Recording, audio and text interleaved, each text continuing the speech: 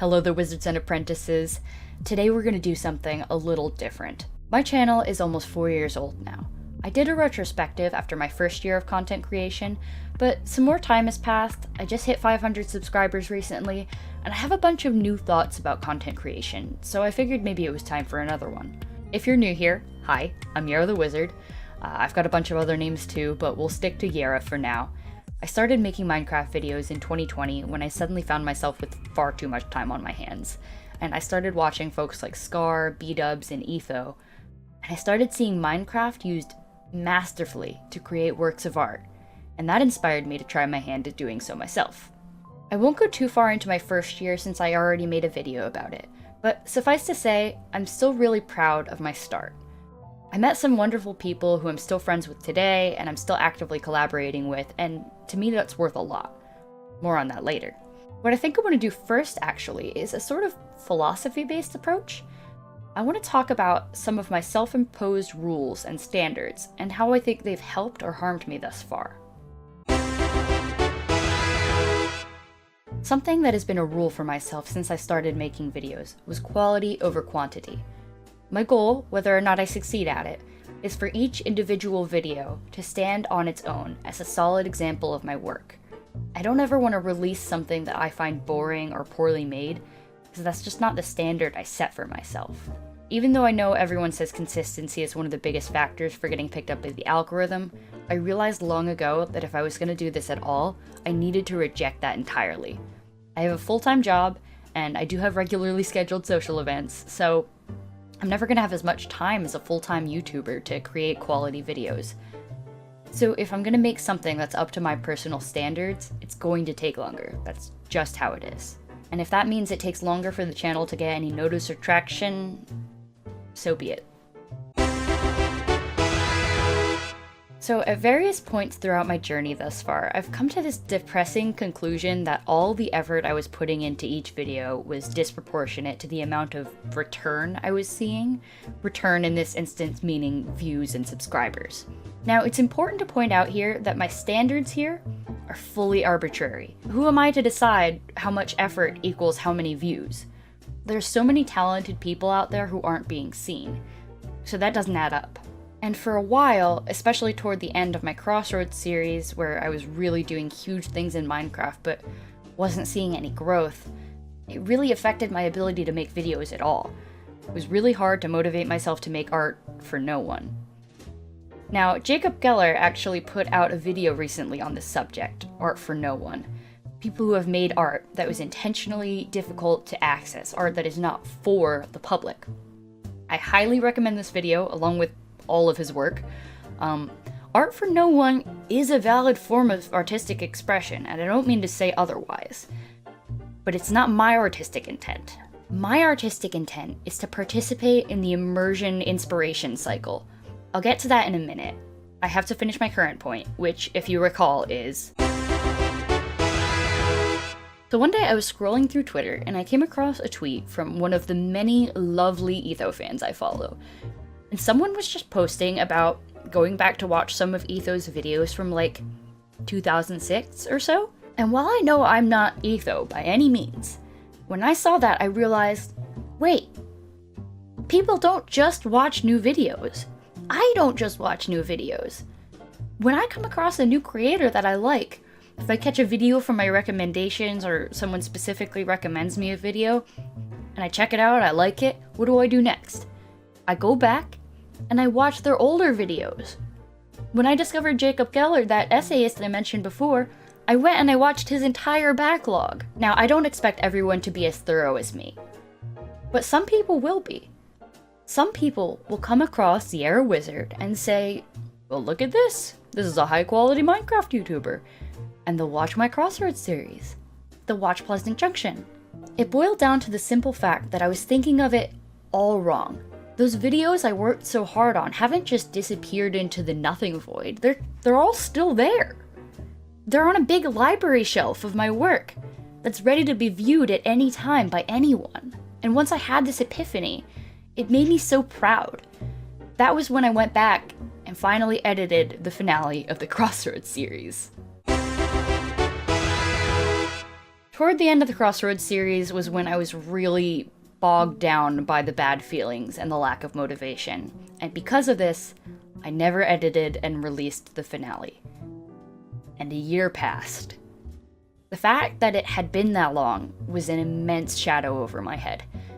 It made me feel like I couldn't keep going with making videos. But when all of these thoughts came together for me, and I realized my backlog was still valuable, still worth it, still art worthy of existing, regardless of how many people viewed it at its onset, that was when I finally sat down to that footage that I still had of the finale. It was stressful to edit, I'm not gonna lie. I remember being really stressed the day that it was filmed, and I could feel that stress coming through as I edited, and I remembered the feelings of that day. But after some time, I remembered my favorite thing about editing. That when you're editing, you are fully in charge of the mood. You control the pace of the cuts, the music choice, the clips that are kept, and the clips that are cut. And so I edited, and for maybe the first time in my neurodivergent life, I finished a project that I had abandoned. It wasn't perfect, but it was done. So, I re-released the Crossroads series over again into one mega-length movie episode and included the never-before-seen finale at the end. Took some time, but I finished a Minecraft series with a proper finale and everything, and I'm very proud of that. And if you haven't seen it yet, it would make me very happy if you checked it out after this video. Just saying. So another thing that was happening at about the same time as the editing of that finale was that I started listening to the Imp and Skizz podcast. And let me tell you, gang, if you are an aspiring content creator, especially in the Minecraft world, that is a podcast that you need to be listening to. The motivation is intensely appreciated, intensely needed. It feels really validating to learn that these big creators I look up to, like lots of them have a really similar process as I do. And it's given me confidence that if I just keep trying, keep making good videos, eventually the luck and the fates may align, and people will show up to enjoy them. Imp and Skizz also taught me about chaining habits, which is where you build one habit and then attach another habit to it. So now every week on Imp and Skizz Day, I have a friend that I check in with, and we talk about whatever, be it, venting our feelings or shooting ideas about future projects. That's another thing that's been huge for me, is having someone who knows what I'm talking about that I can go to for honest feedback and bouncing ideas off of. Regardless of if there's someone who's also making videos, it's just really great having someone who's fully in the loop, and I really recommend that for people. This brings us back to one of the points I glossed over earlier, the wonderful people I've met along the way of this content creation journey. The Minecraft community is just full of amazing people, each one with their unique talents, and it's just fantastic. I've made lifelong friends, you guys know who you are, and I'm incredibly grateful for you all. Without these friends encouraging me, giving me feedback, watching and commenting, hyping me up whenever I release a video, I don't think I would have kept going. I owe a lot to you all, you folks who are here now and who've been here, this whole time, and I won't forget it. So it's been almost 4 years and I've barely scraped past 500 subscribers. That is not a lot. This is not a big channel by any means. So why do I feel the need to keep going? The answer is just honestly, I feel strongly about my work. I feel that I am good at this, and I feel that my videos are solid.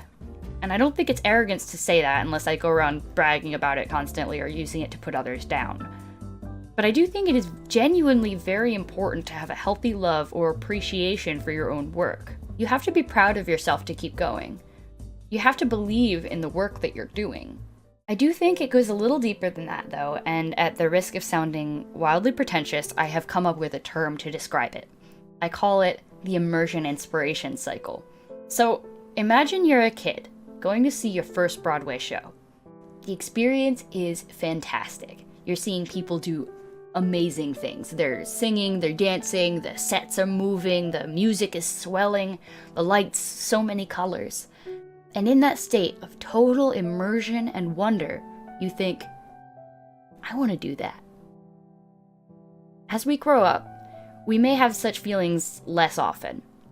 We've trained ourselves to tell ourselves, no, I can't do that, I'm not good at that. But in my opinion, that state of mind is one of the most beautiful human experiences. Finding something so impressive, so cool, that you want to be a part of it, you want to contribute, you want to do it too. When I started watching Minecraft, I had that feeling. I was immersed in the beautiful worlds that Scar and B-Dubs and them were building, and that inspired me to try my hand at doing it myself. And I have the knowledge that maybe, at some point, my work will immerse and inspire someone else. And that connects me to this great, impressive web that includes all of the artists who have ever influenced me, who have ever inspired me to make things. And to me, that's just one of the most incredible things a person can be part of. So what's next for me? I'm joining a hermit crab! I'm lying to you, obviously. I'm just kidding. I'm not nearly that cool yet, but you know.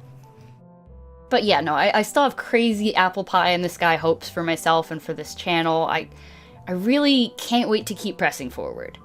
My plan for right now is pretty simple. Just keep on trucking. I want to keep making videos that I'm proud of, even if that means there's some longer gaps in between them. I want to do more collabs, that's for sure. I've got a couple in the planning stages, so keep your eyes open for them. I'm working most actively on my single-player series, JERAWIZARD'S, and I'm pretty happy with how that's been going. I've started bringing the occasional guest in there too, since I am so trained on multiplayer that I sometimes get a little lonely on single-player. But I've got some really cool plans for that series that I'm really looking forward to showing you all. As for multiplayer series, I don't have any currently in the works, but I definitely don't want to rule anything out if it pops up. I do think that if I started a multiplayer series myself, it would be one of those gamified, limited series, like a Life series clone or something of that ilk. Something with an end state built in. But I digress. Right now, the only series I'm actively working on is JERAWIZARD'S, but I'm really hoping to expand the horizons once more, and also to do some one-off videos. I'd really love to hear all of your feedback and ideas for things I should do next, but even if you don't have an idea, I'd really love it if you left a comment anyway. I touched on this a little before, but I'm so grateful for all of you.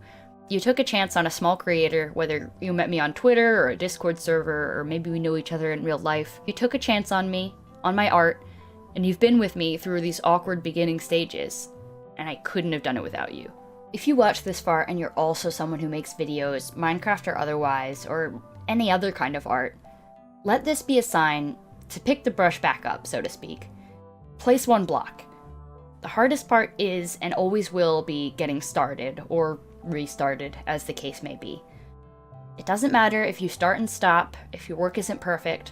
What matters is that you're contributing to this giant web of art, immersion, and inspiration. Your work matters, so does mine. Being a small creator doesn't mean we don't matter. With that, I will call this video done. I hope you feel retrospected, and I hope this was interesting to you. I do a lot of thinking about content creation, especially since getting on the Imp and Skizz train, so I hope this was helpful to anyone who might be in a similar boat as me. Until next time though, thank you so much for watching. Watch my Crossroads series. Bye!